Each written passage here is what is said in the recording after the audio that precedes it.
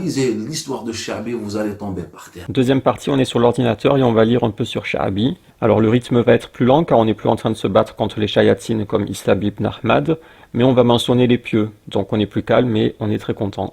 Donc Amir ibn Shurahil al-Sha'bi, il est né vers l'an 19 après l'Hégire, donc une dizaine d'années après la mort du prophète, et il est mort en 104 après l'Hégire. Donc c'est un ancien tabi'i, il a rencontré beaucoup de compagnons. Il est de Koufa en Irak. À Koufa, il y avait le compagnon Abdullah ibn Mas'ud qui s'était installé, il y avait aussi Ali. Donc c'est la région où il y a leur fiqh qui s'est propagé. Le grand élève de Ibn Mas'ud, c'était Al-Qama. Je vous donne juste les noms les plus importants si vous voulez en retenir quelques-uns. Et juste après, il y avait son élève Ibrahim an-Nakha'i, très important. Et de la même génération, il y avait Sha'bi, mort en 104. Donc là, on est dans l'origine de l'école de fiqh d'Irak. C'est les trois noms les plus importants, Ibrahim, Al-Qama, Ibn Mas'ud. Et après, parmi les élèves d'Ibrahim, soit on part sur du Al-Amash, et on obtient la chaîne de transmission la plus solide, la chaîne d'or d'après Yahya ibn Ma'in. Vous connaissez la chaîne d'or d'après Bukhari, c'est Malik d'après Nafi, d'après Ibn Umar. Sinon, à la place de Al-Amash, on peut partir sur du Mansour, et là on obtient la chaîne d'or d'après An-Nasa'i et d'autres. Ou alors on part sur du Hamad ibn Abi Sulaiman, dont le successeur dans la science était Abu Hanifa. Et là, on obtient la chaîne de transmission hanafite célèbre. Abu Hanifa d'après Hamad, d'après Ibrahim, d'après Al-Qama, d'après Ibn Mas'ud. Retour vers le futur. On se retrouve post-montage parce que je suis tombé sur le même type de schéma dans un livre que j'avais. Je l'ai pas lu, je l'ai juste feuilleté, mais il a l'air super bien. Donc ceux qui sont intéressés par l'école hanafite et qui comprennent l'anglais, je vous le conseille. Il est à 7 € sur Amazon. Et donc l'auteur nous propose le même schéma. Il a appelé généalogie intellectuelle de la matrice hanafite irakienne. Donc il y a le prophète, ensuite il y a les deux compagnons Ali et Ibn Mas'ud en gras. Et ensuite leurs élèves, tout à droite Al-Qama, le plus important élève de Ibn Mas'ud. On a Al-Aswad et Masrouq, qu'on connaît, ce sont les deux grands élèves irakiens de Aïcha. Ils sont partis à Médine étudier auprès de Aïcha. Et on a aussi Sha'bi. Dans la suite du schéma, on a Ibrahim an-Nakha'i, Hamad ibn Abi Sulaiman et Abu Hanifa. Ensuite, il y a ces deux élèves, Abu Yusuf et Shaybani, et tout en bas, il y a Tahawi. Donc ça, il l'a appelé la phase de fondation de l'école hanafite. Et il y a quelques citations intéressantes sur Ibrahim. Abu Hanifa a adhéré majoritairement à l'école d'Ibrahim an-Nakha'i et ses contemporains, sans aller au-delà, sauf dans ce que Allah a autorisé. Si vous voulez vérifier ce que je dis, regardez les opinions d'Ibrahim dans le livre Kitab al-Athar de Shaybani, ainsi que dans le Jami' de Abd al-Razaq et dans le Musannaf de Abu Bakr ibn Abi Shayba, et comparez avec la méthode de Abu Hanifa, et vous verrez qu'il ne s'oppose pas à Nakha'i, sauf dans quelques sujets mineurs, qui ne le fait pas dévier du chemin des juristes de Koufa. Une autre citation, le madhab de Abu Hanifa était principalement construit sur les opinions de Ibn Mas'ud et Ali, d'après le prophète ou selon leur propre ijtihad. Et une dernière, si la loi hanafite avait été nommée selon Ibrahim an-Nakha'i, c'est-à-dire que si on n'appelait pas ça l'école hanafite mais l'école d'Ibrahim, cela n'aurait pas été une mauvaise appellation. La grosse majorité de la doctrine de Abu Hanifa est identique à celle d'Ibrahim. Donc voilà, quand on parle d'école hanafite, c'est Abu Hanifa bien sûr, mais c'est construit sur ses prédécesseurs, donc le plus important Ibrahim an-Nakha'i, et juste avant lui Al-Qama et Ibn Mas'ud. On retourne dans le passé. Et Sha'bi, donc il est avec Ibrahim, il est dit qu'il a incité Abu Hanifa à étudier la science. C'est à ce moment qu'il croise la route de l'imam El-Sha'bi, une rencontre qui va changer sa vie. El-Sha'bi, impressionné par l'intelligence et la vivacité d'esprit de Abu Hanifa, l'incite à aller chercher la science auprès des grands savants. C'est là qu'il rencontre celui qui deviendra son professeur, Hamad ibn Abi Sulaiman. Pendant 18 ans, Abu Hanifa assistera à ses cours suite au décès de son maître et professeur. Il prend sa succession, il a alors 40 ans. Et donc on se trouve à Koufa, en Irak. Et la spécialisation dans la région, c'est le fiqh. Al-Qama, Ibrahim, ils sont plus connus pour le fiqh que pour le hadith. Abu Hanifa aussi, c'est pas un grand transmetteur de hadith. Au contraire, il a été critiqué dans le hadith, par contre, spécialiste du fiqh. Et Sha'bi, pareil, il est plus connu pour le droit que pour le hadith. Il y a environ 108 chaînes de transmission qui passent par Sha'bi dans le Sahih de Bukhari. Par exemple, ça c'est le hadith que j'ai mis dans l'introduction, le prophète a dit, un musulman est celui qui évite de blesser les musulmans avec sa langue et ses mains. C'est le 10e hadith dans l'authentique, et dans la chaîne il y a Sha'bi. Ensuite, il y a le hadith 52. Le prophète a dit, les choses licites et illicites sont claires, et entre les deux, il y a les choses douteuses. Donc c'est le hadith qui est très connu aussi. Et dans la chaîne, il y a Sha'bi. Ça c'est son autre nom, c'est Amir ibn Shurahil. Donc voilà, vous en avez 108 dans l'authentique de Bukhari. Chez Muslim, 108 aussi. Il y en a une centaine dans chacun des 6 livres. C'est pas mal, mais comparé à Zouri, par exemple, il en a 10 fois plus. Donc Sha'bi, vous allez le croiser rarement dans les 6 livres, par contre, vous allez beaucoup le croiser dans les Musanaf, parce que dans les 6 grands livres, on s'intéresse surtout aux hadiths du prophète, mais dans les Musanaf, on s'intéresse aussi aux paroles des compagnons et des tabi'in. Venez, on va faire l'expérience. On va aller dans l'authentique de Bukhari, mort en 256, il est ici. On tape Sha'bi. Ok, le logiciel a trouvé 100 occurrences de Sha'bi dans l'authentique de Bukhari. Sha'bi dans l'authentique, en tout cas avec cette écriture, est mentionné 100 fois. Et si on regarde dans le Musanaf, c'est surtout chez Ibn Abi Shayba que vous allez le trouver, parce que Ibn Abi Shayba, il était à Koufa. Il rapporte pas que des Irakiens, mais par rapport à Abdurrazzaq, qui a l'autre Musanaf, il est beaucoup plus centré sur l'Irak. Donc chez Ibn Abi Shayba, alors bien sûr, c'est un livre plus gros, il y a quoi? Il y a 7000 chez Bukhari, là il y en a combien? Il y en a 30 000 et quelques. On va dire il est 5 fois plus gros. 5 fois plus gros, donc proportionnellement on devrait être sur du 500. J'avais oublié de retirer Bukhari, je l'enlève, je relance. Donc proportionnellement on a dit on devrait être sur du 500. Ok, donc chez Ibn Abi Shayba on a 1691 occurrences. Pour mieux se représenter la chose, on va prendre une page au hasard. Je vais faire 1, 2, 3, 4, 5. Je vais tomber sur le hadith 12345. Et on va faire défiler les pages jusqu'à tomber sur Sha'bi. Et ça ne devrait pas prendre trop de temps.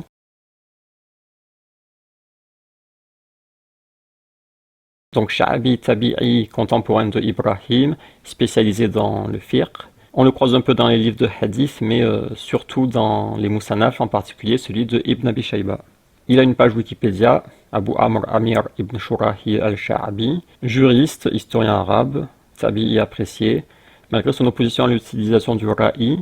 Oui, parce qu'en Irak, il se base beaucoup sur l'opinion. L'école d'Irak, hanafite, se base plus sur l'opinion, donc c'est moins littéraliste que d'autres. Et Sha'bi, il n'aimait pas trop cette école, il était plus littéraliste. Ces opinions ont été largement acceptées et utilisées dans les travaux des premiers juristes qui ont construit le droit arabo-musulman, y compris Abdurrazzaq et Ibn Abi Shayba. Donc ça, c'est ceux qui ont les deux Musanaf, et c'est surtout chez Ibn Abi Shayba qu'on va le croiser.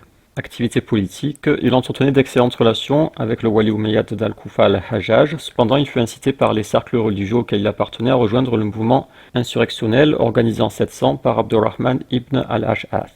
Il a participé à la rébellion contre Hajjaj. Quand la rébellion fut écrasée, il dut partir se cacher, où il passa une période de clandestinité. Finalement, il a été gracié, Hajjaj lui pardonna en raison de ses qualités incontestables. Dans un récit que j'ai vu, il a dû faire de la taqiyya pour ne pas se faire tuer par Hajjaj. Activité en tant que chercheur, on dit qu'il avait rassemblé des documents traditionnels concernant environ 500 des premiers des plus illustres musulmans. Il fut également jugé très fiable pour sa connaissance approfondie des premières traditions juridiques de Koufa, à tel point qu'il était fréquemment apprécié et mentionné par Abu Hanifa lui-même. Sa réputation était telle que Abdul Malik ibn Marwan lui confia l'éducation de ses enfants. Il s'appelait Sha'bi Marwan, j'ai loupé l'apostrophe. Dans Al-Adab al-Mufrad, Abdul Malik ibn Marwan a confié l'enseignement de ses enfants à Sha'bi, et il a dit « enseigne-leur la poésie », etc. Il était aussi un poète apprécié, il n'a écrit aucun livre, convaincu que la mémoire collective seule suffisait à rendre crédible un événement ou une tradition. Sur le Wikipédia anglais, il y a moins d'informations, mais il y en a qui sont différentes. Par exemple, Sha'bi était décrit comme physiquement maigre. Et là, ça parle des hermaphrodites, il était de l'opinion de Ibn Abbas à propos de l'héritage. Ok, donc ce qu'on va faire maintenant, c'est qu'on va feuilleter quelques livres biographiques sur Shamila. Et pour finir, on regardera dans des traductions de livres que j'ai. J'ai le livre de Ibn Sa'ad et le livre de Ibn al-Jawzi. On va commencer par l'imam al-Zahabi dans Siyar. Zahabi, mort en 748. On tape le nom de Sha'bi. Donc c'est le numéro 113. Zahabi l'a mis dans la deuxième tabaqa, la deuxième génération. Amir ibn Sharahil al-Sha'bi, imam, savant de son époque. Il est né pendant le califat de Omar. Il y a divergence sur sa date de naissance. Il rapporte de Saad ibn Abi Waqqas, de Saïd ibn Zaïd, de Abu Moussa, etc. Parmi ceux qui rapportent de lui, il y a Al-Hakim, Hamad, Abu Ishaq, etc. Là, on a une narration de Sha'bi qui dit « J'ai rencontré 500 des compagnons de Nabi ». On a une éloge de Makhul, il dit « Je n'ai pas vu quelqu'un de plus savant que Sha'bi ». Ici, on a une narration de Abi Mijlas qui dit « Je n'ai pas vu quelqu'un de plus savant que Sha'bi, excepté Saïd ibn al-Musaïb ». Ni Taous, il n'était pas plus savant que Sha'bi, ni Atta, ni Al-Hassan al-Basri, ni Ibn Sirin, Muhammad ibn Sirin, et je les ai tous vus. Là, on est à la fin du 1er siècle, c'est la génération de deuxième moitié du 1er siècle, Et on a Abi Mijlaz, il dit de cette génération, le plus savant pour moi, c'est Sha'bi, après Saïd ibn al-Musayyib. Sha'bi est deuxième. Là, il défend à Aïcha. Là, on a Sufyan ibn Uyayna qui dit les savants des gens sont au nombre de 3. Ibn Abbas à son époque, Sha'bi à son époque et Sufyan al-Thawri à son époque. Là, on a Ibn Sa'ad qui rapporte que physiquement, Sha'bi était maigre, petit et maigre. On tourne la page. On a encore des éléments biographiques. Ici, on a Sha'bi qui dit je n'ai pas écrit noir sur blanc jusqu'à ce jour. Et un homme ne m'a pas rapporté de hadith, ne m'a jamais rapporté de hadith sans que je ne le mémorise. Il avait une grande mémoire. Et je n'aimais pas qu'on me le répète. Il n'aimait pas qu'on lui répète le hadith parce qu'une seule fois, ça lui suffisait pour mémoriser. Encore quelques récits, quelques éloges, on tourne. Là, on a Sha'bi qui dit j'aurais aimé ne rien savoir de cette science. Et Zahabi explique cette parole, c'est-à-dire à cause des conséquences au niveau de la responsabilité. Quant à la science, c'est à dire responsabilité. On tourne. Là, il y a une longue histoire, on tourne, ça continue, on tourne encore. Là, c'est intéressant, ça parle de Al-A'mash. Zahabi dit Al-A'mash rapporté rarement d'après Sha'bi. Là, il y a quelqu'un qui dit à Al-A'mash « Oh Abu Muhammad, qu'est-ce qui t'a empêché d'aller à Sha'bi ?» Il a dit « Malheur à toi, comment j'aurais pu aller à lui alors que quand il me voyait, il se moquait de moi. » Et il disait « Ça, c'est l'apparence d'un savant, ce n'est l'apparence que d'un tisseur. » Apparemment, pour Sha'bi, la tenue vestimentaire était importante et un savant ne devait pas s'habiller n'importe comment. Et quand j'allais voir Ibrahim an-Nakha'i, il m'honorait, il me traitait bien. Alors je ne sais pas si cette anecdote est réelle, mais en tout cas, il est vrai que Al-A'mash rapporte très peu de Sha'bi, et celui dont il rapporte le plus, c'est Ibrahim. Et c'est assez étonnant parce que les 3, ils sont d'Irak. Je vous ai fait un schéma pour que ce soit plus clair. Donc les 3, ils sont d'Irak, de la même région, Koufa. Al-A'mash est mort en 147, Sha'bi vers 103, Ibrahim vers 94. Donc il y a 50 ans de différence. Donc quand Al-A'mash était jeune et qui cherchait la science, il y avait parmi les chouyours en Irak, il y avait ces deux-là qui rapportaient des hadiths. Donc logiquement, il est censé rapporter énormément de ces deux-là. Or, il rapporte énormément d'Ibrahim et très peu de Sha'bi. Et ça, c'est pas normal. Il est à Koufa, c'est pas normal qu'il rapporte si peu de Sha'bi. Regardez, si je recherche dans les hadiths Al-A'mash d'après Sha'bi, on va regarder le nombre de résultats. Donc là, on a le Musnad de l'imam Ahmad, on a quelques chaînes. On descend. Ensuite, on passe à Sahih Muslim. Donc vous voyez, il y en a peu chez Ahmad. Sahih Muslim, on a 2 chaînes apparemment. Ensuite, on a une chaîne chez Tahawi. Sahih ibn Hibban, une chaîne encore. Chez Tabarani, on a quelques chaînes. C'est très peu. Ok, donc au total, avec ma recherche, j'ai 54 résultats. Maintenant, si je cherche Al-A'mash d'après Ibrahim, Musnad Abi Daoud, Musnad Al-Humaydi, on est déjà à 350. Voilà, vous voyez, il y en a énormément. Bon, par contre, Al-A'mash rapporte de 2 Ibrahim différents. Là, c'est Ibrahim an-Nakha'i. Mais là, par exemple, c'est Ibrahim at-Taymi. Bon, lui, il est minoritaire comparé à l'autre, mais ce qu'on va faire, c'est qu'on va chercher Al-A'mash d'après Ibrahim d'après. Comme ça enlèvera l'autre. Ok, donc tout à l'heure, on avait 54 réponses, et là, on en a 2400. Bon, après, c'est une recherche superficielle et grossière, mais parce que ça peut être d'autres mots, il peut y avoir plein de problèmes, mais c'est suffisant pour voir ce qu'on voulait voir. Donc on peut deviner qu'il y avait sans doute quelque chose entre Sha'bi et Al-A'mash, une divergence, une dispute ou autre, pour expliquer ce manque de transmission entre les deux. Et l'anecdote comme quoi Al-A'mash n'a pas aimé comment Sha'bi s'est moqué de ses vêtements, c'est une anecdote tout à fait crédible car elle expliquerait ce qu'on remarque dans les chaînes de transmission. On tourne la page. Là, il y a un récit intéressant. C'est attribué à Rabi'a ibn Yazid. Il a dit « Je me suis assis avec Sha'bi à Damas. » Durant le califat de Abdil Malik ibn Marwan. Un homme parmi les compagnons a rapporté, d'après le prophète, « Adorez votre Seigneur et ne lui associez rien, et accomplissez la prière, et donnez la zakat, et obéissez aux gouverneurs. S'ils sont bons, alors c'est pour vous, c'est-à-dire c'est un bien pour vous que de leur avoir obéi, et s'ils sont mauvais, les gouverneurs, c'est sur eux, c'est-à-dire le mal est sur eux, et vous en êtes innocent. » Donc il y a un homme qui a dit ça devant Sha'bi, et Sha'bi lui a dit « Tu as menti ». Et dans une version que j'ai trouvée dans un autre livre, il dit « Tu as menti, il n'y a pas d'obéissance dans la désobéissance ». Sachant que cette citation ressemble beaucoup à un hadith célèbre dans l'authentique de Bukhari, c'est quand un homme vient voir le prophète « Ô messager d'Allah, informe-moi d'un acte qui me fera entrer au paradis. Et le prophète répond, on va regarder en arabe, adore Allah, ne lui associe rien, accomplit la prière, paye la zakat. Et là, c'est pas obéir au gouverneur, c'est et lit les liens de parenté. Bon, après, sa biographie, elle continue sur 10 pages, j'ai rien relevé, on va s'arrêter là. Donc, on a regardé dans le Siyar de Dhahabi, on pourrait regarder chez Ibn Hajar, il est un siècle plus tard, mort en 852, voilà ici. On va regarder dans Tahdib à Tahdib. Ok, lui, il a mis au numéro 110. Il rapporte de Ali, Saad, etc. Page suivante. C'est encore une liste de Shuyur. Page suivante, pareil. Page suivante, ça continue. Là, on a Makhul qui dit je n'ai pas vu plus avant que lui. On l'avait vu chez Dhahabi, ça. Ibn Mijlaz, comme tout à l'heure, je n'ai pas vu plus avant que lui. Ibn Uyayna, etc. Donc c'est le même genre de citation que tout à l'heure.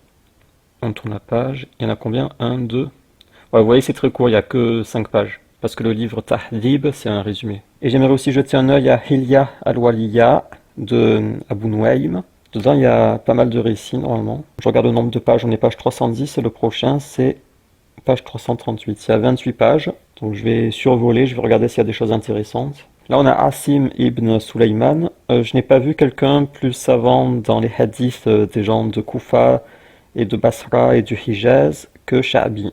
Juste après, on retrouve Abi Mijlaz, c'est ce qu'on avait vu. Je n'ai pas vu quelqu'un plus savant que Sha'bi. Il y a encore Abi Mijlaz ici, je n'ai pas vu semblable à lui. Abi Hussein, je n'ai pas vu quelqu'un plus savant que Sha'bi. Il a été dit à Sha'bi, ô savant. Il a dit, je ne suis pas savant, et je ne vois pas de savant. Ah, elle me fait penser à Islam ibn Ahmad. Sha'bi a dit, celui qui ment sur le Coran, alors il a menti sur Allah. Parce que Islam ibn Ahmad, il fait que mentir sur le Coran. Et pas que, il ment sur tout. Sha'bi a dit, nul ne délaisse dans la dunya quelque chose pour Allah, sans qu'Allah lui donne dans l'au-delà ce qui est meilleur pour lui. Sha'bi a dit, si un homme voyage de l'extrémité du Cham jusqu'à l'extrémité du Yémen, et qu'il a mémorisé une parole qui lui bénéficiera, j'estime que son voyage n'est pas perdu. Ah oui, celle-là, elle y était chez Dhahabi, il a rapporté. J'ai vu Sha'bi saluer un chrétien. Il a dit au chrétien que la paix soit sur vous et la miséricorde d'Allah. Alors il lui a été dit à propos de cela. C'est-à-dire quelqu'un a demandé à Sha'bi pourquoi il a salué le chrétien. Alors il a dit, Sha'bi, n'est-il pas dans la rahma d'Allah? S'il n'était pas dans la rahma d'Allah, il aurait péri. Si j'ai bien compris, il veut dire que le chrétien est dans la miséricorde d'Allah dans le sens où il existe. Par le simple fait d'exister, il est dans la rahma. Parce que sans rahma, il aurait été détruit. Maintenant, si quelqu'un est choqué, qui dit non, c'est interdit de saluer les chrétiens, Sha'bi, il a fait un truc grave, etc.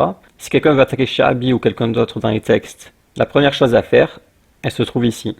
C'est vérifier l'authenticité. Donc il faut regarder qui est Al-Hassan ibn Abdurrahman, qui est Abdul Wahid ibn Ziyad, etc. Et regarder ce qu'ont dit les spécialistes sur eux. Alors dans la chaîne, déjà, on reconnaît le cheikh de Bukhari, Qutayba ibn Saïd. Ça fait un de moins à vérifier. Là, on a Muhammad ibn Ishaq. Alors, c'est pas l'historien connu, bien sûr, puisque Ibn Ishaq, le célèbre, il est mort en 150, donc il est juste après Sha'bi. Et Qutayba, il est mort en 240. Si on va sur la fiche de Qutayba ibn Saïd, on regarde ses élèves, on devrait retrouver Muhammad ibn Ishaq. Il est ici. Alors, il y en a 3. Je crois que c'est lui, mais je suis pas sûr, donc il faudrait chercher le bon, après regarder ce qu'on dit et critique. Lui, par exemple, il est digne de confiance, lui aussi. Lui, il est acceptable. Après, il faudrait chercher Ibrahim, lui, je l'ai pas trouvé. Al-Hassan ibn Abdurrahman, lui aussi, je l'ai pas trouvé. Et donc, il faut faire attention quand ils attaquent des savants ou même des compagnons. Islam ibn Ahmad, il attaque les compagnons, il insulte Anas ibn Malik. Ils te sortent un texte, premier réflexe, quelle est la chaîne de transmission? S'il la sort, la chaîne, normalement, ça va pas arriver, il va pas la sortir. Mais s'il la sort, deuxième réflexe, quelle est la chaîne complète? La chaîne complète. Ata d'après Ikrima, d'après Ibn Abbas, ok. Mais il dit pas qui rapporte de Ata. Ibn Abbas, d'après lui Ikrima, d'après lui Ata ibn Abi Muslim. Et d'après lui, c'est son fils Uthman. Nous voilà sur la page de Uthman ibn Ata ibn Abi Muslim. Et là, vous voyez, Daïf, il est faible dans le hadith. Là, on a Ibn Hajar qui dit qu'il est faible. Daraqutni, faible dans le hadith. Très faible dans le hadith. Il rapporte d'après son père des hadiths, des munakir. Attendez, c'est pire, fabriqués là. Il rapporte de son père des hadiths fabriqués, forgés, munkar. عطاء الخراساني d'après إكرمة d'après Ibn Abbas. Troisième réflexe, qu'ont dit les savants sur chacun des transmetteurs de la chaîne. Quatrième réflexe, tout aller vérifier dans les livres. Et même ça, c'est pas suffisant parce qu'il faut lire les autres textes dans les autres livres, etc. sur le sujet. Ça, c'est sur la gravité d'imposer un mari fasiq, pervers à sa fille. Sha'abi a dit, celui qui marie sa fille à un fasiq, à un pervers, il a rompu son lien de parenté. Porte les vêtements par lesquels les imbéciles ne te dénigreront pas et les savants ne te blâmeront pas. Ça c'est intéressant parce que ça va dans le sens de l'anecdote sur les vêtements de Al-Amash. Pour Sha'abi, la tenue vestimentaire était importante. Sha'abi a dit « Je délaisse la viande de peur de l'oubli ». Si j'ai bien compris, il craignait qu'en mangeant de la viande, il ait une moins bonne mémoire. Et ça va peut-être dans le sens de sa maigreur. C'est peut-être pour ça qu'il était maigre. C'était pas un gros mangeur, il mangeait pas de viande. Là, on a une parole très sévère sur le fait de suivre des avis personnels plutôt que ce qu'ont rapporté les compagnons. Sha'abi a dit ce qu'on te rapporte d'après les compagnons, prends-le. Et ce qu'ils disent selon leur opinion, pisse dessus. Là, on a une variante. J'ai interrogé Sha'abi à propos d'un sujet. Alors, il a dit... Oumar a dit ceci et Ali a dit cela. Alors j'ai dit à Sha'abi, que vois-tu? Quel est ton avis? Il a dit, que feras-tu de mon opinion après leurs paroles à eux? Si je te donne mon opinion, pisse dessus. Sha'abi a dit, quand les gens divergent sur quelque chose, regardez comment a fait Oumar. Car certes, Oumar ne faisait rien sans avoir consulté. Le Coran parle de la consultation, par exemple dans ce verset, qui répondent à l'appel de leur Seigneur, accomplissent la salat, se consultent entre eux à propos de leurs affaires. Cela a été mentionné à Ibn Sirin. Il a dit, si tu vois un homme qui te dit qu'il est plus savant que Oumar, attention à lui. Sha'abi a dit, vous avez péri parce que vous avez délaissé le athar. Là c'est la citation de tout à l'heure, je n'ai jamais écrit noir sur blanc. J'ai rencontré 500 des compagnons. Celle-là, j'aime bien. Sha'abi a dit à un homme qui avait avec lui une esclave, et elle s'est soumise, elle s'est convertie grâce à lui. Donc il a dit à cet homme, son islam, sa conversion, grâce à toi, est meilleur pour toi que ce sur quoi le soleil s'est levé. Ok, dans la suite, Abu Nu'aym cite des ahadiths rapportés par Sha'abi. On va faire un dernier détour, je suis curieux de voir ce qu'a dit l'imam al-Bukhari. Voilà, je vais aller voir dans Tarikh al-Kabir, donc on est presque 2 siècles plus tôt que Abu Nu'aym.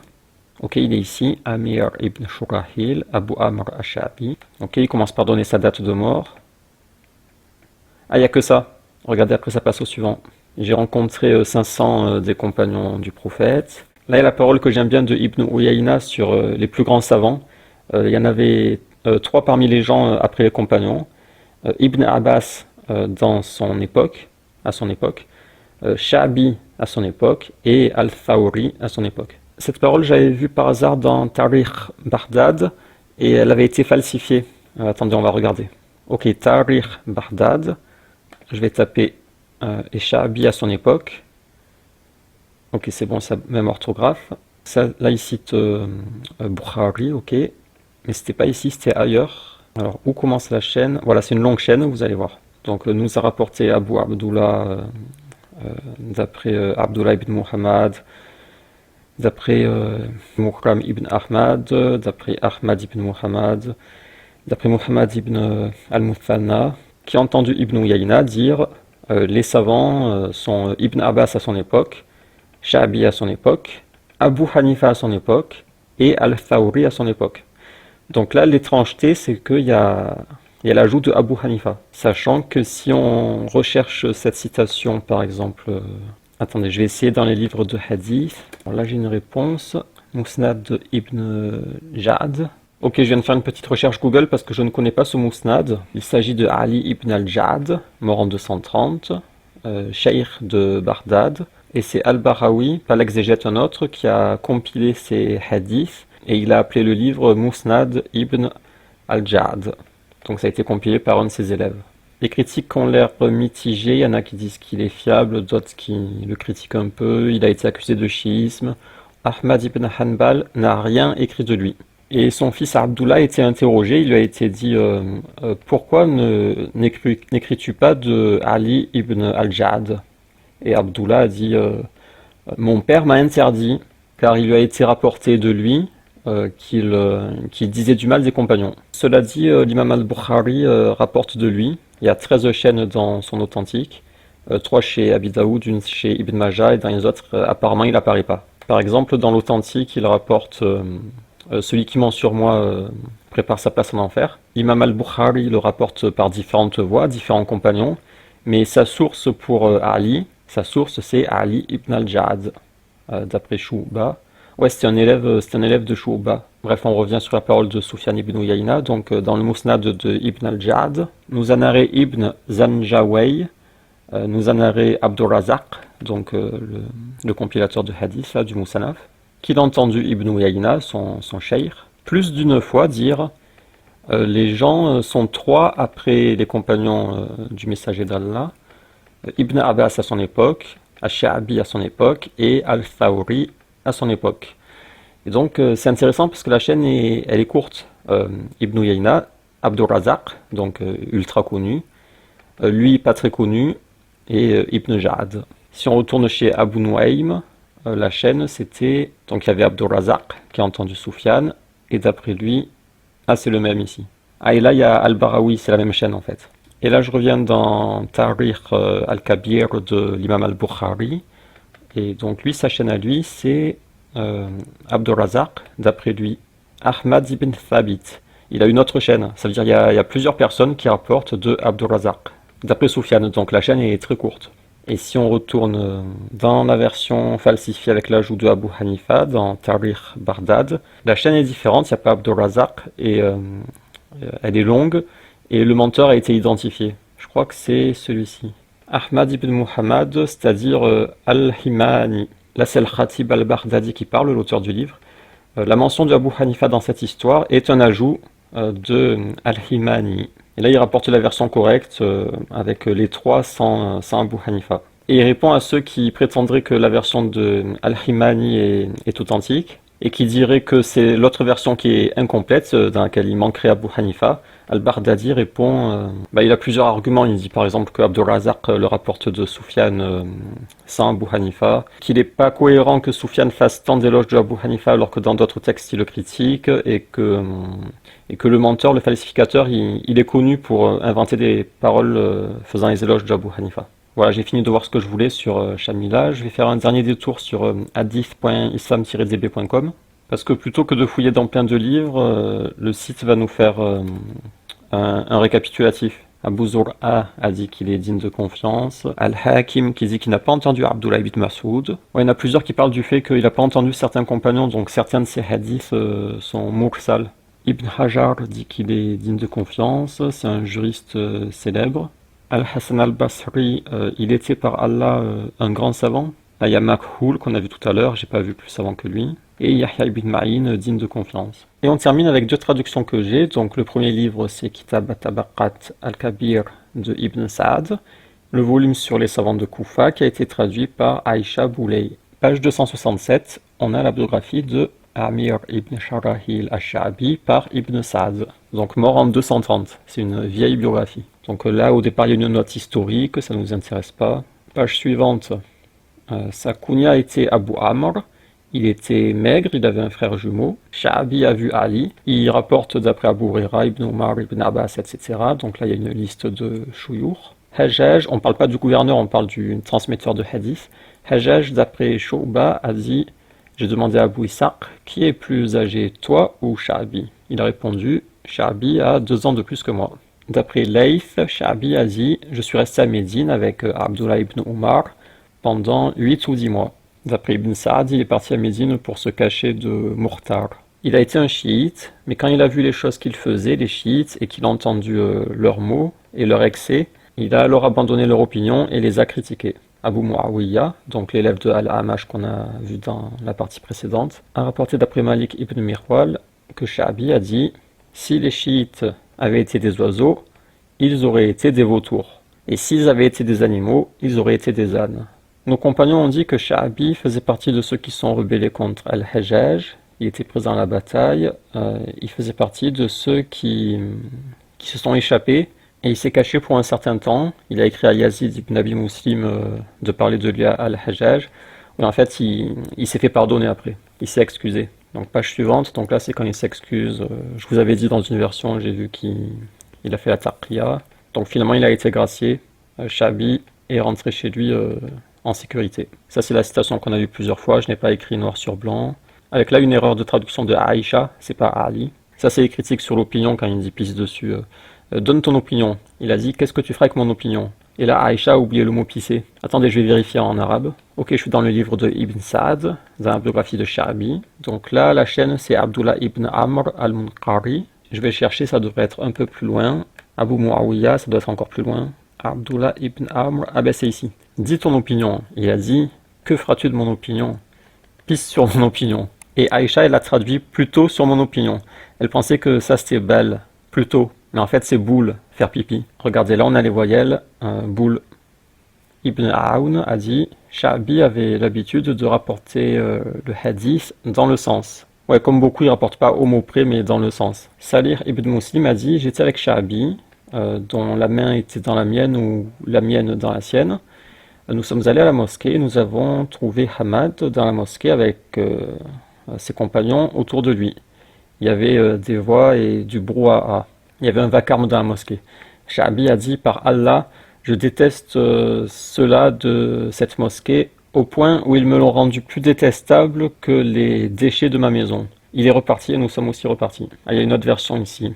Il y avait un temps où il n'y avait pas une assemblée qui m'était plus aimée que de m'asseoir dans cette mosquée. Mais maintenant, je préfère m'asseoir dans des tas de déchets plutôt que m'asseoir dans cette mosquée. Ouais, il a l'air sévère quand même.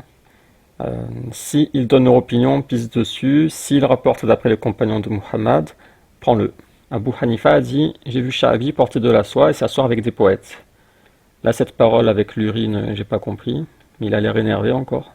As-Sarraj a dit « Je suis passé avec Sha'bi à côté d'une mosquée de Juhayna. » Il a dit « J'atteste que 300 des compagnons du prophète ont bu le nabid fait dans des gourdes dans les mariages. » Abu Israël, j'ai vu Sha'bi juger dans un coin de Bab al-Fil. Ouais, parce qu'il avait eu un poste de juge. Abd al-Hamid était le gouverneur de Omar ibn Abd al-Aziz sur l'Irak. Il a désigné Amir al-Sha'bi comme juge de Koufa. J'ai vu Sha'bi porter un turban blanc dont les extrémités pendaient et il ne voyait pas d'objection à cela. Là, il va y avoir plein de récits sur les vêtements et sur la soie. Mon père m'a dit que j'ai vu Sha'bi porter une couverture rouge et elle était très rouge. Celui-là, il est marrant. Leif a dit, j'ai vu Sha'bi et je ne savais pas si c'était sa couverture ou sa barbe qui était le plus rouge. Il se teignait la barbe en rouge. Ibn Shayban a dit, j'ai vu Sha'bi à Koufa porter une robe rouge sans manteau et un turban rouge fait avec les vêtements du Yémen. Je l'ai vu quand il était juge à Koufa. Ce jour-là, il donnait un jugement dans la mosquée. Fitr a dit, j'ai vu Sha'bi utiliser le henna en teinture. Là, il y en a un qui demande, est-ce que Sha'bi utilisait la teinture? Et l'autre a répondu, il utilisait le henna. J'ai vu Sha'bi porter une robe jaune en soie. J'ai vu Amir porter une robe verte en soie. On comprend pourquoi il n'a pas aimé quand Al-Amash est venu avec les habits de tisseur. Il aime les beaux vêtements colorés en soie. Ibn Aoun, j'ai vu Sha'bi porter un grand chapeau vert en soie. Sha'bi avait une robe en soie qu'il portait avec différentes couleurs. Ça, c'est les anecdotes les moins intéressantes, mais moi j'aime bien, ça m'amuse. Sha'bi utilisait de la teinture safran. Ok, il reste 2 pages. Malik ibn Mirwal a dit, j'ai vu Sha'bi porter un manteau rouge. Chiite, c'est une mauvaise traduction de Aïcha, ça n'a rien à voir. J'ai vu Sha'bi porter un manteau rouge et une ceinture jaune. Trop bien ces vêtements, c'est super coloré. J'ai vu Sha'bi s'asseoir sur une peau de lion. J'ai demandé à Amir à propos du port de la fourrure, alors qu'il était en train de porter justement un manteau de fourrure. J'ai dit, que penses-tu à propos de le porter? Il a dit, c'est bien, il n'y a rien de mal avec ça. Il considérait, il veut sans doute parler des prédécesseurs, les prédécesseurs considéraient que le tannage était sa purification. J'ai vu Sha'bi prier dans un manteau de fourrure. Il priait dans des peaux de renard. Trop bien, le mec il prie, il a un renard sur le dos. Il a dû être tellement choqué quand Al-Amash a débarqué avec ses vêtements. Là, il y a une description de Ali, j'ai pas compris le rapport avec Sha'bi. Makhoul, ça on l'a vu, j'ai pas vu quelqu'un plus avant de la Sunna passer que Sha'bi. Hajjaj m'a envoyé à Routbil qui m'a demandé quelle est cette teinture. les poils sont blancs et noirs. Et j'ai répondu, c'est la sunna. Et dernière page, celui-là il est marrant. Mon père a dit à Sha'bi, pourquoi ta ceinture pend, Abu Amr? Sha'bi a dit, il n'y a rien pour la retenir. Et il a tapé avec sa main sur son derrière. En gros, il lui a dit, regarde, j'ai pas de graisse pour retenir la ceinture. Sha'bi est mort à Koufa en 105, d'autres disent en 104, 103. Quand Al-Hassan a appris la mort de Sha'bi, alors sans doute Al-Hassan al-Basri, qui est mort quelques années après lui, il a dit, sur lui la rahma d'Allah, il avait un statut en islam. Sha'bi est mort soudainement. Et on termine donc avec le livre de Ibn al-Jawzi, Histoire des grands hommes de l'islam. C'est une traduction de Sifat as-Safwa par Messaoud Boudjenoun. Et ça va aller vite, on a juste une page et demie. Donc page 745, Amir ibn Sharahil al-Sha'bi, il est surnommé Abu Amr. Ibn Sirin a dit, lorsque je suis arrivé à Koufa, al-Sha'bi avait un grand cercle d'enseignement alors que les compagnons du prophète étaient nombreux en ce temps-là. On retrouve Abu Moujlaz qui disait, jamais vu plus savant. Je n'ai jamais vu quelqu'un de plus versé dans la jurisprudence qu'Ash-Sha'bi. Ibn Shabrama a dit, j'ai entendu Ash-Sha'bi dire, je n'ai jamais écrit blanc sur noir jusqu'à aujourd'hui. À chaque fois qu'un homme me rapporte un hadith, je le mémorise et je ne veux pas qu'il me le répète. Makhul a dit, personne ne connaît mieux les récits anciens qu'Ash-Sha'bi. Ibn Shabrama encore, je marchais avec Ash-Sha'bi lorsqu'il m'a dit, rapporte-moi des hadiths, ou c'est moi qui t'en rapporte. Aïssa rapporte que Sha'bi a dit, si un homme voyage du fond de la Syrie au fond du Yémen et qu'il garde une parole avantageuse pour lui par rapport à ce qu'il attend dans la vie, je considère que son voyage n'a pas été vain. Mujalid a dit, j'ai entendu Sha'bi dire, la science est plus abondante que le nombre des gouttes de la pluie. Prends-en de chaque chose ce qui est meilleur. Selon l'auteur, Sha'bi a rencontré un grand nombre de compagnons. D'après Mansour ibn Abdurrahman, Sha'bi a dit, j'ai rencontré 500 compagnons du prophète. Et la fin, l'auteur a précisé, il fait là allusion au fait qu'il ait été leur contemporain, non qu'il ait reçu le hadith de leur part. Ouais, j'ai vu qu'il rapporte beaucoup de façon mursal des compagnons. Ibrahim al-Harbi a dit, Sha'bi a rencontré 34 compagnons du prophète. L'auteur a dit, parmi les savants d'entre les compagnons qu'il a rencontrés, il y avait Ali, Saad, Saïd ibn Zaïd, Ibn Umar, Ibn Abbas, etc. Il est mort à Koufa de façon subite en l'an 104 ou 105 de l'Hégire, alors qu'il avait 77 ans ou 82 ans. Et après il passe à Saïd ibn Jubayr.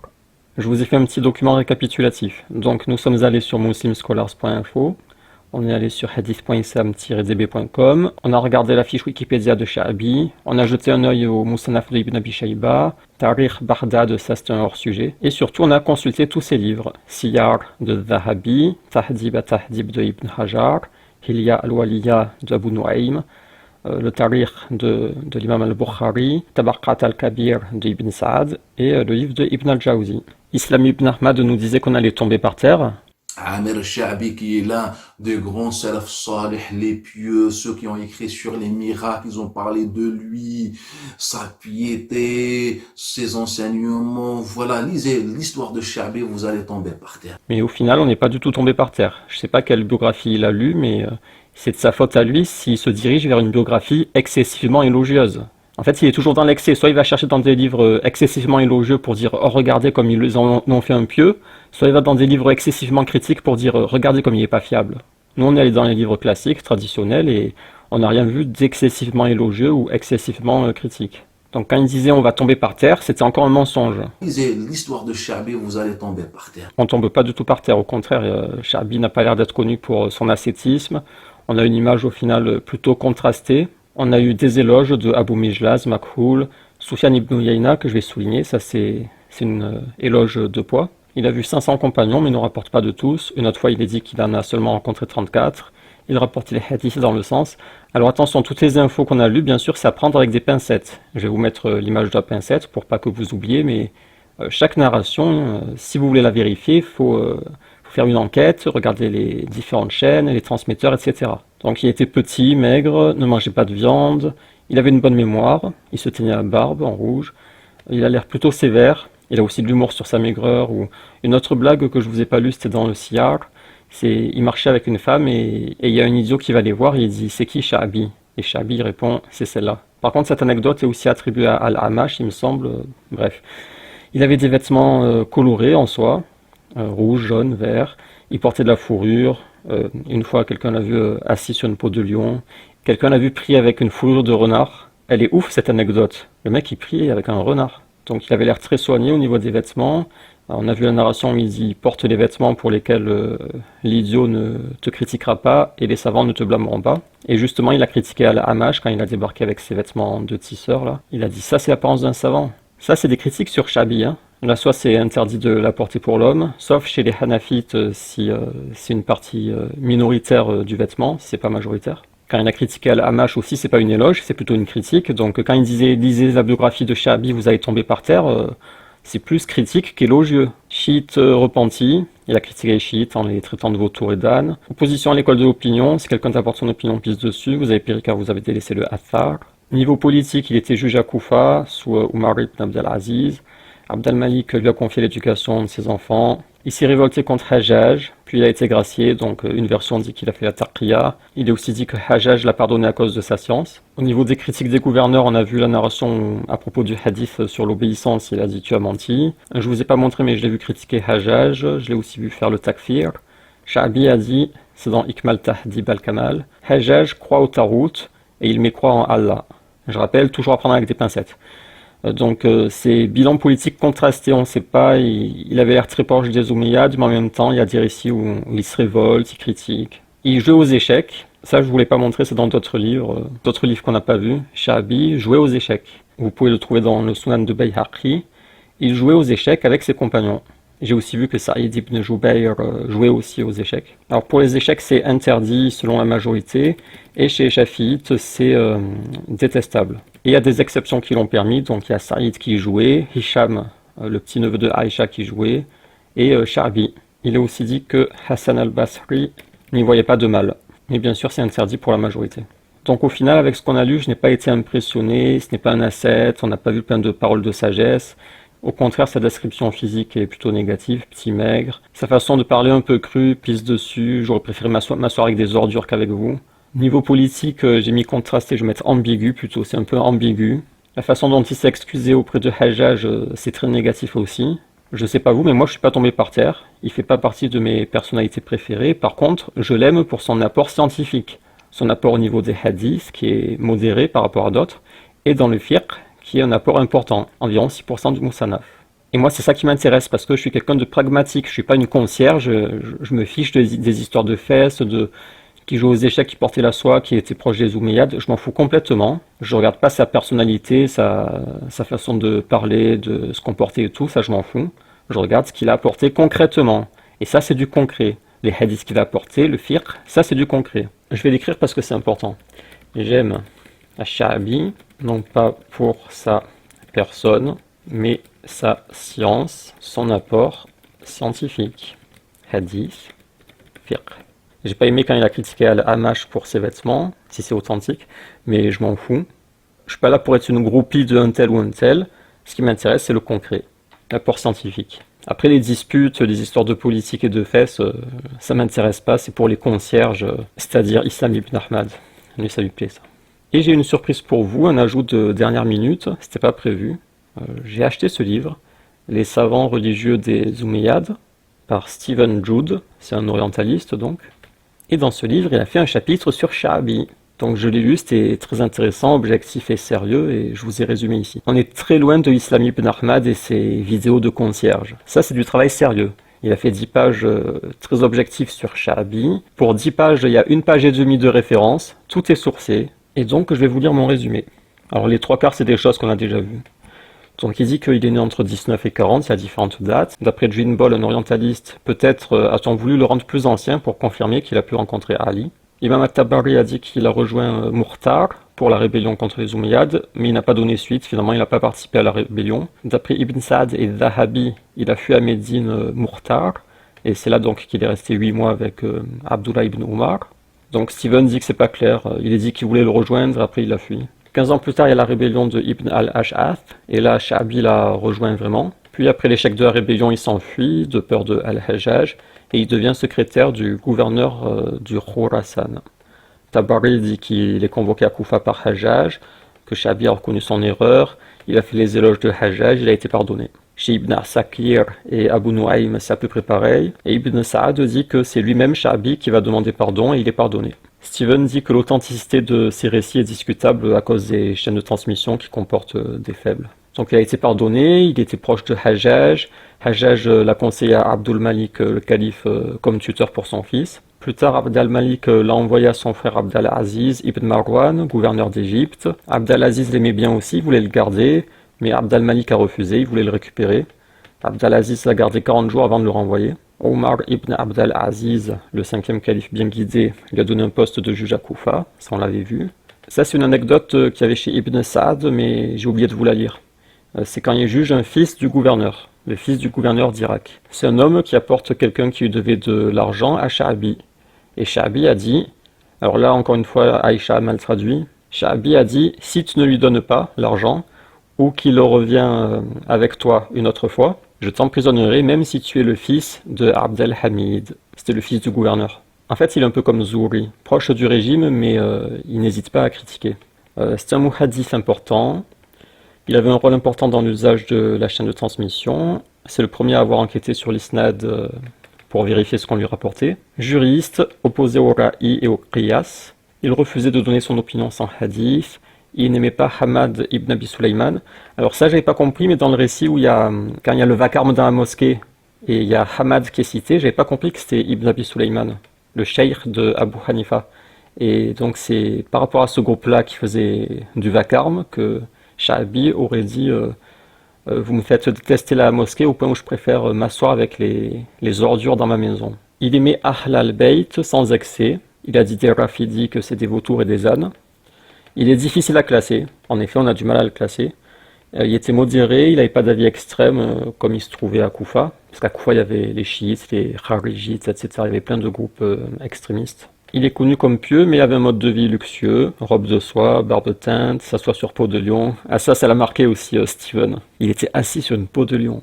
Abu Hanifa rapporte qu'il portait de la soie et qu'il s'est assis avec des poètes. Peut-être était-ce une critique à cause de son hostilité envers son cheikh Hamad. C'était un poète, il plaisait au gouverneur, notamment par ses talents de poète. Steven fait remarquer que les cercles de savants de Sha'bi et de Ibrahim an-Nakha'i sont séparés. Ils ont peu de professeurs et élèves en commun. Al-Mizi, dans son livre, cite 26 chouyours pour Ibrahim, 109 pour Sha'bi, avec seulement 5 en commun. Et pour les élèves, 36 élèves d'Ibrahim, 84 de Sha'bi et seulement 16 en commun. Cependant, le cercle à coloration omeyyade de Sha'bi n'a pas nuit à sa réputation de savant. Les critiques sur son mode de vie semblent être de l'ordre de la rivalité entre savants plutôt que politique. En effet, j'ai pas vu des critiques sur sa coopération avec les Omeyyades. Alors que Zuhri, par exemple, il y a des critiques, Saïd lui en a voulu, Saïd ibn al-Musaïb. Il y en a un, il l'a appelé torchon des gouverneurs, mais Sha'bi, j'ai pas vu ce genre de critique. De même, il avait une bonne réputation chez les Omeyyades, malgré sa rébellion avec Ibn al-Ash'ath et son plan de rébellion avec Murtar. Sa piété et son intégrité n'ont pas été remises en cause. Le débat, c'est plutôt sur a-t-il rencontré tel et tel compagnon pour déterminer l'authenticité de ses récits. Moi, je le trouve quand même impressionnant. Il a su rester proche des califes successifs, malgré son complot et sa rébellion, donc ça montre une certaine intelligence sociale. Et là, tu te dis, ok, il s'est vendu, les opposants vont le dégommer, mais non, il est toujours respecté chez les opposants, donc du point de vue scientifique, il devait être très solide. Conclusion de Steven, là je vous ai pas résumé, je vous ai traduit tout le paragraphe. Malgré son association avec les Omeyyades, Al-Sha'bi a conservé sa réputation d'homme pieux et savant fiable. Il était hostile à beaucoup des ennemis des Omeyyades, en particulier les Alides et les Ashab al-Ra'i, donc ça en gros c'est les Hanafites. Et il n'était pas en bon terme avec beaucoup de ses contemporains koufiens. Cependant, il est resté au centre d'un réseau de savants pro-Omeyyades qui s'est perpétué sur plusieurs générations, tout en s'isolant dans une certaine mesure de l'opposition prétendue pieuse. Oui, en fait, Steven y réfute le préjugé comme quoi d'un côté il y avait les savants qui étaient pieux, et en face il y avait les Omeyyades qui étaient des pervers, des mécréants et tout. Et Steven explique que c'est une caricature, c'est pas si simple que ça, il y avait aussi plein de savants pieux proches des Omeyyades, comme Sha'bi ou Zuhri. Et ça, c'est un schéma que j'ai fait vite fait, il n'est pas très précis. C'est par rapport aux deux cercles d'Ibrahim et de Sha'bi, dont Steven a parlé. Donc, dans le cercle d'Ibrahim, il y avait Al-Amash. Donc, Al-Amash, il apprenait auprès d'Ibrahim. Il y a Hamad ibn Abi Sulaiman, Mouhira. Alors, lui, il rapporte aussi de Sha'bi. Il fait partie des deux cercles, plus du côté d'Ibrahim, mais c'était aussi un élève de Sha'bi. Mansour aussi rapporte aussi un peu de Sha'bi. Et de son côté, Sha'bi, il avait Jabir ibn Yazid parmi ses élèves. Mujalid, alors retenez, celui-là, c'est un élève important de Sha'bi, mais c'est un transmetteur moyen, il a été critiqué, et retenez car on va le croiser dans la troisième partie. Daoud ibn Abi Hind, et parmi les chouyours, ils avaient en commun Masrouk, Shurayh, Ali, Al-Qama, Al-Qama plus de côté d'Ibrahim, qui avait aussi Al-Aswad. Donc là, c'est le clan plus proche des Omeyyades et à gauche, ceux qui étaient plus hostiles. Sha'abi, il avait des tendances pédophiles, Sha'abi, c'est connu. Le Sha'abi, il avait des tendances pédophiles, le Sha'abi, c'est connu. Bah, en fait, le problème, c'est qu'on n'a rien trouvé là-dessus. Et j'ai rien trouvé sur la pédophilie connue, notoire. La pédophilie notoire de Sha'abi, on n'a rien vu dessus. Des tendances pédophiles, le Sha'abi, c'est connu. Donc je vous donne rendez-vous dans la troisième partie et on va voir ce qu'il en est de cette histoire de pédophilie. Mais c'est triste quand même, quand je vois Steven, le travail sérieux qu'il a fait, et qu'après il y a l'autre clown qui vient dire « Ah, vous savez, il avait des tendances pédophiles ». Il avait des tendances pédophiles, des tendances pédophiles. C'est tellement bas, tellement minable, tellement... Je sais pas, je trouve ça triste, rabaissant de devoir lui répondre, de devoir descendre le débat à ce niveau-là. Est-ce que Sha'abi, il aimait les petits garçons? Bref, à tout de suite, c'est dans la troisième partie.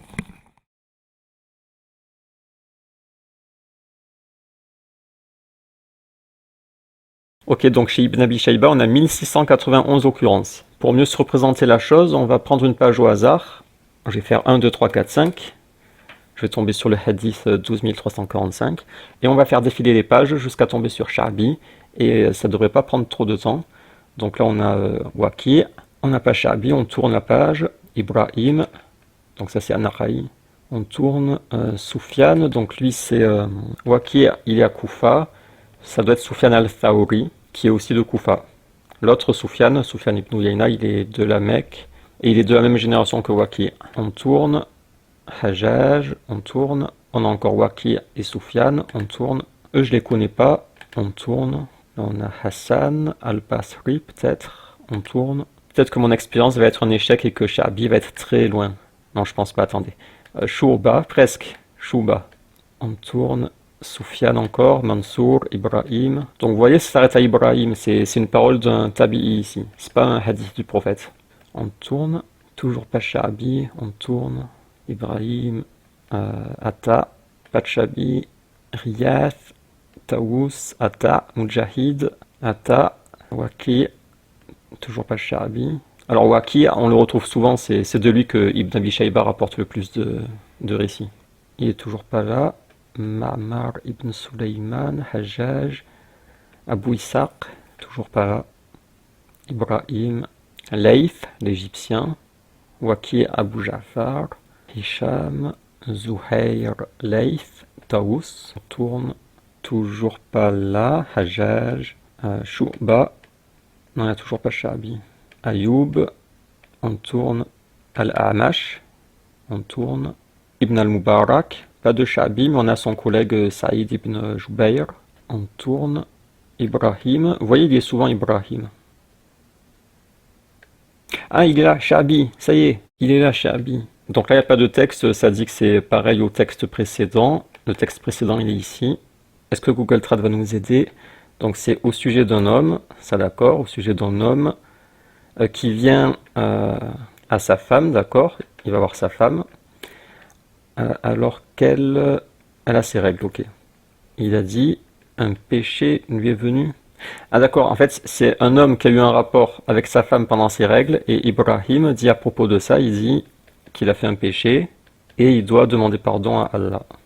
Et donc Ibn Abi Shayba a une chaîne avec Ibrahim, qui dit que c'est un péché, il doit demander pardon, et il y a une chaîne avec Sha'abi qui dit la même chose. Bon, comme on n'est pas pressé, que je suis curieux et je suis un peu déçu d'avoir mis si longtemps à le trouver, on va continuer jusqu'à une deuxième occurrence. Allez, ici on a Ibn Sirin, ici on a Mansour, ici on a pas Sha'abi, ici on a Atta, ici on a Atta, pas de Sha'abi, ici on a Ibrahim, ici on a Hamad, pas Sha'abi, ici Ibrahim, il y a souvent Ibrahim. Je vous ai pas menti quand je vous ai dit très important Ibrahim. Al-Amash, Ibrahim, et vous voyez c'est encore pas un hadith là. Un homme qui est... Ah bah super, Google a réussi à traduire encore, parce que c'est des petites phrases simples. À propos d'un homme qui a juré qu'il ne parlera pas à son père, ni à son frère, pendant 2 mois. Ibrahim a dit, il rentre sur lui, il va le voir, et il ne lui parle pas. D'habitude, je prépare les traductions avant de filmer, mais là, c'était improvisé. Donc ça fait 2 fois qu'on tombe sur un avis d'Ibrahim, et c'est intéressant parce que Il n'y a pas de hadith sur cette question, par exemple. Donc, ce qu'a fait Ibrahim, c'est il a rassemblé la science d'Irak, en particulier auprès de Al-Qama, et après, il en a déduit à partir du Coran, de la Sunna, de ce qui rapportait des compagnons et tout. Il a déduit cette règle. Là, on est au 1er siècle. Ibrahim, il est mort 80 ans après le prophète. Et ses avis sont très solides, en tout cas dans l'école d'Irak, parce que c'est le grand spécialiste de l'époque dans le droit et qu'il a hérité de la science de Al-Qama, qui lui-même l'a hérité de Ibn Mas'ud. Bon, en terminant notre expérience, on est toujours à la recherche de Sha'bi, on veut une deuxième occurrence. Alors là, on a le Mécois Ibn Jurayj, d'après Atta, et on a Ibn al-Mubarak. Là, on a Shurayh, Hisham, d'après Al-Hassan. Là, on a encore Ibn Jurayj et Ibn al-Mubarak, Sufyan ibn Uyayna. Avouez qu'on est mieux là que devant la télé avec les histoires de je sais pas quoi, là, les informations. Hamad ibn Salama, Ibn Mahdi, Atta, Ibn al-Mubarak, Hamad. Ah, j'allais dire, j'ai hâte de revoir Ibrahim, et il est là, Ibrahim. Vous voyez, c'est encore un avis d'Ibrahim.